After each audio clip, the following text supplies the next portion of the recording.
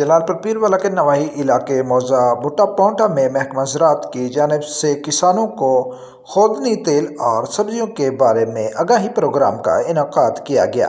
Programme میں کسانوں سمیت اہل علاقہ نے کثیر تعداد میں شرکت کی۔ اس موقع پر زرعی ماہرین نے کسانوں کو اپنے استعمال کے لیے سبزیات اور کنولا کی کاشت کرنے پر زور دیا۔ حکومت پاکستان ہر سال $3 ارب سے زائد رقم خوردنی تیل کی امپورٹ پر خرچ کرتی ہے۔ اگر ہر فارمر 4 کنال کنولا کاشت کرے تو پیسوں کے ساتھ صحت بھی بچائی جا سکتی ہے، کیونکہ بازار سے ملنے والا گھی یا تیل صحت کے لیے خطرناک ہے۔ اسی طرح بازار سے ملنے والی سبزیاں بھی صحت کے لیے مضر ہیں۔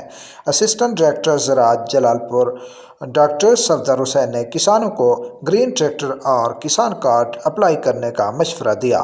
اس موقع پر شیخ محمد طلحہ زراعت افیسر جلال پور اور کاشف الحبیب لنگا زراعت افیسر حافظ والا نے بھی کسانوں کو مشورے دیے۔ اس موقع پر راشد رحمانی اور محبوب مدثر بھی موجود تھے۔